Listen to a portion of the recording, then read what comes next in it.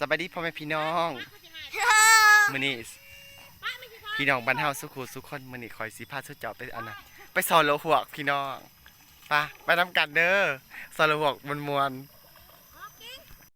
ๆมาสอนโลหวกน้ำข่อยเด้อเออขึ้นมาบ้างครับขึ้นมามาสอนโลหวกน้ำข่อยเด้อเอาโกยมากระต่ายเมื่อไรโลหวกครับก็บัดทายนะกูถ่ายแต่ละหัวบัดซันตัวต้นยังไงนี่นะกิ้งต้นยังไงเก็บให้เบิ้งเลยต้นยังไงนี่ต้นยังไงครับเด่นดึงโอ้ลุยแต่เบือกคำเอวเดี๋ยวเห็นท่านใดจุ่มปากกาขี่เอาไปเชียร์ได้ขี่อย่าไปฮุบอย่าเสียอะไรอีกกี่มึงเป็นใช่ไหมฮะจับไม่แข็งอย่าลิ้นอย่าบ่ายพอเท่าไกลสิหายอย่าไปลิ้นนานได้กี่เงินน้องเมื่อได้กี่มันสิเป็นบาทอีนี่ได้เขียดไอ้เฮ้ยนี่เป็นโตเลยนี่เป็นโตเขียดเลยเขียดยันฮะเขียดอินโมเขียดโมโอ้หัวเขียดโมโตนี่ตัวบักใหญ่เขียดขี้คุยเขียดว่าอวดว่าองอันนี้ลูกกบโอ้ลูกออดลายเนาะถึงเนาะอ๋ออยู่บ้านเฮาบื้อแนวกินแต่สวดเอาหน่อเมื่อนะมันสิเป็นขันนะสิมันสิขันเป็นขันแล้วเป็นบาทเป็นปืนเลยบักกันบ่ต้องลงบ่ต้องตีนเจ็บเด้อตีนเจ็บหรือเจ็บตีนเจ็บตีนกระตีนมันเจ็บบ่แม่นเฮาสิเจ็บตีนมันเจ็บอยู่มองตีนน่ะเด้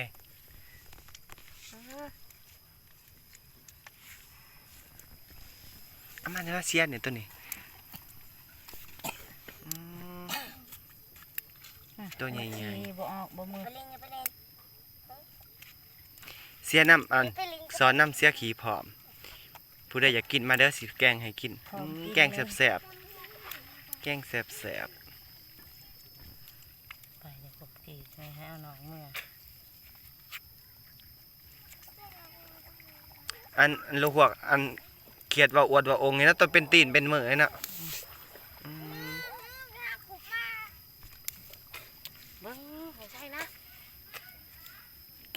มาดูบ้านทางไหนฮะตัวเขียดหมอนี่ปล่อยไม่ได้ตัวเขียดหมอช้อนนั่นงวไหมข้าวมันจะต้องเป็นป้าผักแหวนนี่เนาะแกงหน่อไม้ได้สู้มืออื่นเด้อแกงหน่อไม้มืออื่นคักอะไรหยอดซ้ำนิ้วมือนี่นี่ขาวมันนี่อยากขาวมันท่านี่ขาวได้หันแหละ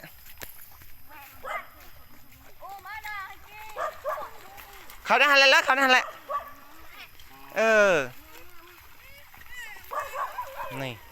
นี่จวดจะเผาย่ามทันดิลงมันสิเป็นนั่นแหละนี่เป็นขั้นเลย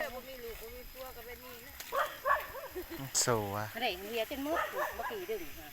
อย่าดึงไว้เมื่อกี้มันบริถือบาทนี่ถืออยู่ปลารถปลาซิวก็ได้ผูกดีตรงแดงปลาซิว2 โตผูกแม่ปลาซิวฮะปล่อยลงท้องมันสิกำลังสิไข่ปล่อยให้มันสิตาย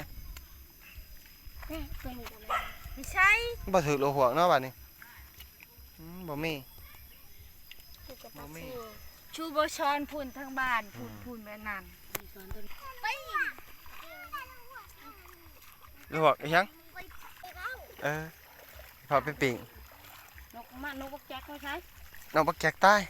นกไอ้กำอีกกำเอาให้เลี้ยงก็เลี้ยงปลาซิวมาอีกเลยให้เขาเลี้ยงเอาย่อมันเลยบอกให้เลี้ยงเลยถึกบ้านี่ถึกบ้านี่เฮ้ยโตกบก็มีโตกบก็มีโตกบไม่มีเฮ้ยหันโตกบนะแม่พักอันนี้เฮ้ยเต้นดงเฮ้ยถึกนี่เอาอย่างใส่รูปใส่แล้วมันแสบมันได้ว่าลูกหวกโอ้ตัวใหญ่ค่ะนี่บังกบน้อยนี่กบเป็นกบเลยเป็นกบให้เขาช้อนเนอะยังปล่อยอยู่ต้นเป็นกบเลยปล่อยกินแต่ลูกหัวอะไรสัก เสียขี้มันพอแม่บักอัน บางคนชัดชื่อ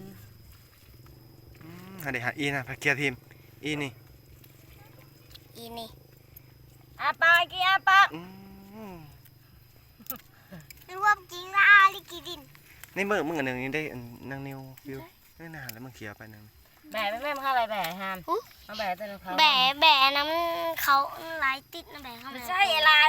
มันลายติดกับแบะไพ่ ตัวหน่อยได้ลาย แบะ ตั มั วน ใหญ่ ตัวที่ได้มันนอนกบคามมาเด้มันไป มั มัน นตัวใหญ่ แบะเข้ามาตัว บ้านบ่ทันได้ตั้งโตบักกี้เก็บ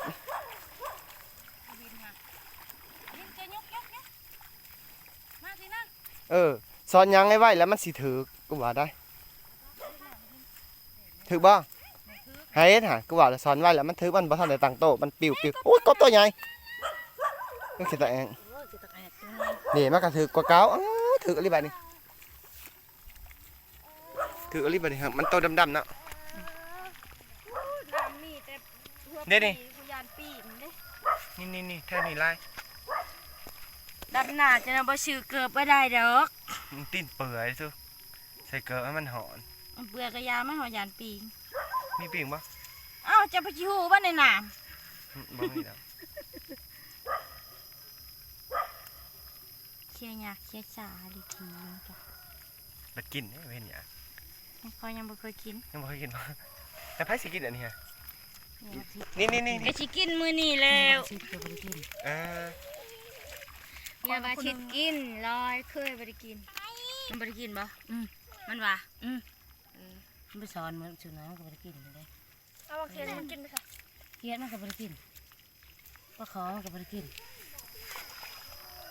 ย่างเบิ่งแล้วสิตะแอกเบิ่งให้ช่างบ่เคยเห็น มันอยากได้บ่มันอยากได้บ่มันใช่ละตุกกบ เฮ็ดหมกบ่เอาคิดตะแอกเอ้ามีรอยแทนที่จะเอาเลยหัว พาดแลนกันยางแบบบ่หายุดแบบบ่มันบ่หมดอันเด้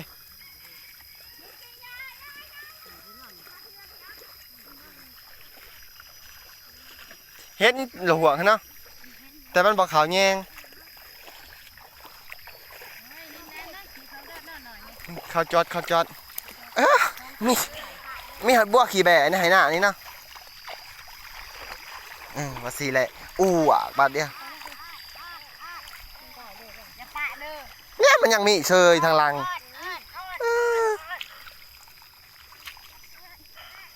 ลูกออดลูกหัวกฮอมกหัวกเอาไปฝักป้าอยู่หน้าแล้วก็บ่ได้กินลูกหัวกนี่น่ะมีน้ำลวงแรงมันสิจับได้ จอมไปนั่นนะ นี่โอ้ยเก็บเลยนี่ตัวใหญ่ๆนี่ นี่ เป็นตีนขาไอ้ตัวนี้ จอมมานี่คือชาชิดได้สิในน้ำเด้อ จบไป มันแรงนี่ ได้หาลูกหัวนี่มึง จมดับมาผู้หน้ามึงฮะจมดับมึงฮะ จอมดำฮะ จมดับฮะ เก็บสิหยิบไว้ ใหญ่มองมันอยู่ในน้ำมันเก็บบ่ได้ ยังจะชื่อมานี่มันทันมานตาม มันแต่ละหัว ไฟแตก เคยท้องไฟแตก ท้องไฟ ตาตัวนี้กบเป็นกบไอ้ตัว2ไร่กบตัวผู้แล้วนั่นมีลายเก็บ อย่าไปลินน้ำเด้อบรินน้ำเด้อแม่ตีเด้อ เอามาปิ่งเขียดตังเอง เห็นดูกิ่ง มาปิ่งเขียดตังเอง อ้อม ขายเลย มันไปแล้วมันเป็น ขาวๆอันนี้ถมมาเลยนี่ตัวพวกใหญ่ แหมบริลายแหมตัวนั้นมันแห้กี่ตัวเขาหาย นี่นั่นนี่ อุโมงค์ยังแทนเกลือ ตัวใหญ่มากเลย แหมตัวนั้นมันแห้ โอ้ยมึงเอาเกลือมึงจับได้แล้วมึงก็เอาเกลือมันกินมันสิแห่ไปไซ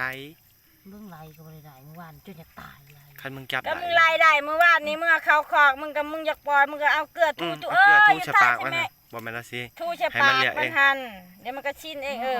ร้อยมึงเบื้องลูกมึงเอากบไปทารังกูนี่เปื้อนมือเจียผากู เสือไปสีขาวใช่ไหม งามครับ นี่ตัวนี้นี่ใหญ่มากเลยแมงตักเตา นั่น อ้าวว่าแมงตะเต่า ลูกน้อยมัน แมงดาบ่ถึงเนาะ บ่มี คือบ่มีแมงดา บ่คือหน้าท้องกับเท้าชิไหวละลายอยู่แล้ว เดี๋ยวนี้บ่ถือบ่อยู่น้องละ มันใหญ่หมดเลยเลยไม่ได้ไปสอนเนาะที่จากก็กินไปกี่ บ่กูบ่ได้กินลูกแต่กูเกิด กูเมนขี้ขวา มันกินขี้กล้วย มันกินขี้ขวาแล้วกูบ่กินเมนกูอีก เฉพาะเมียจะช้อนคาย ไม่กินกับเมนแต่ลาผู้เดียวครับลูก เอาไปบักกะลา แม่กูไปแค่กำลังมานี่ ดอง ดองไผ่ ดองลูกเทานะนี่มันเทาเนี่ยลูกเทาบุคคลได้เขาบอกมาตุเจ้ากัน ชุกขึ้นไปได้ไป เขาจะไปเหมือน เขาก็ตื่นใจบ่คอยบ่มีรถบ่กลาง ไพ่ตุดหาชิจังนี่ แจ๊คเขาบอกว่ากูก็ไปมืออื่นเศร้า แม่เข้าไป กูมากินอยู่แล้ว มึงไปกับไผ แม่งไป ก็อีมี่ แล้วไผ่เผากะบันนี่ เจ้า โอ้ยกูสิไปตลาดตกเลยเนาะ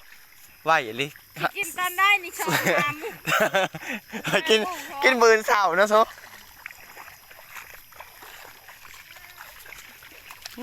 เขาว่าทำผิดไรมันจากสิบใดอัน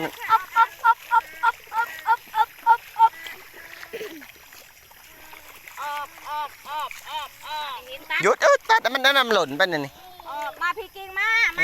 ผู้เหยียบผู้ขุบเอาป่า อย่าเฮ็ดแบบนั้น เงาเลย ไม่ใช่สาวลอยไปช้อนไปกินช้อนเนี้ย เทะลุหัว ช้อนละหัวใส่กันเลยเขาเมา ข้าวสีเมาไปคายเบิ้ง แม่ทั้งลูก หรือสีเมากินฮะ เก่งแล้วนี่ นอนซอยได้ตัวหนึ่งใหญ่คักอะไรนี่ใหญ่ดุงดิง